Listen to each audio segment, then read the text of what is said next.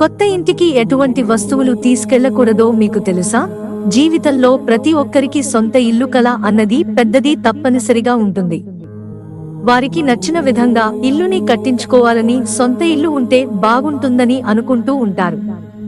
కానీ కొంతమందికి సొంతింటి కల అన్నది ఎప్పటికీ కలగానే మిగిలిపోతూ ఉంటుంది. ఇంకొందరు చాలా కష్టపడి అయినా సరే కొత్త ఇంటిని, సొంత ఇంటిని కలను నెరవేర్చుకుంటూ ఉంటారు. కొత్త ఇంటిలో గృహప్రవేశాన్ని కూడా ఎంతో శాస్త్రోక్తంగా నిర్వహిస్తారు. అయితే ఈ గృహప్రవేశం వాస్తు ప్రకారం ఉండాలని వాస్తు శాస్త్ర నిపుణులు వెల్లడించారు. కొత్త ఇంట్లోకి ప్రవేశించడం అనేది ప్రతి ఒక్కరి జీవితంలో ఒక అందమైన కళ. ఈ సమయం ఏ వ్యక్తి జీవితంలోనైనా చాలా విలువైన, మరపురాని క్షణం. వాస్తు శాస్త్రం ప్రకారం ఇంట్లోకి ప్రవేశించేటప్పుడు కొన్ని విషయాలను గుర్తుంచుకోవాలి. వాస్తు నియమాలను పాటించడం వల్ల ఇంట్లో సానుకూల శక్తి వస్తుందని, ఆనందం, శ్రేయస్సును తెస్తుందని నమ్ముతారు. అయితే కాలంలో వచ్చిన మార్పులతో, ఆధునికత పేరుతో కొత్త ఇంట్లోకి ప్రవేశించేటప్పుడు చాలా మంది వాస్తు నియమాలను పాటించకపోవడం చాలా తరచుగా జరుగుతుంది. ఇలా చేయడం వల్ల వాస్తు దోషాలు ఆ కుటుంబ సభ్యులపై ప్రభావం చూపుతాయట. ముఖ్యంగా కొత్త ఇంట్లోకి ప్రవేశించినప్పుడు మీరు నివసిస్తున్న పాత ఇంట్లో నుంచి కొన్ని వస్తువులు అక్కడికి తీసుకెళ్తూ ఉంటారు. పాత ఇంట్లోనే వస్తువులు తీసుకెళ్లడం మంచిదే, కానీ పొరపాటున కూడా కొన్ని రకాల వస్తువులను అస్సలు తీసుకెళ్లకూడదని చెబుతున్నారు.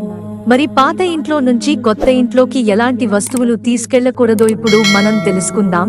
కొత్త ఇంట్లోకి ప్రవేశించేటప్పుడు పాత ఇంట్లో వాడిన చీపురుని ఎట్టి పరిస్థితులలో తీసుకెళ్లకూడదట. చాలా మంది కొద్ది రోజులు అయింది కదా, ఉపయోగిస్తే ఏం కాదులే అని ఆవే చీపురును మళ్లీ ఉపయోగిస్తూ ఉంటారు. కానీ ఇలా అసలు చేయకూడదని చెబుతున్నారు.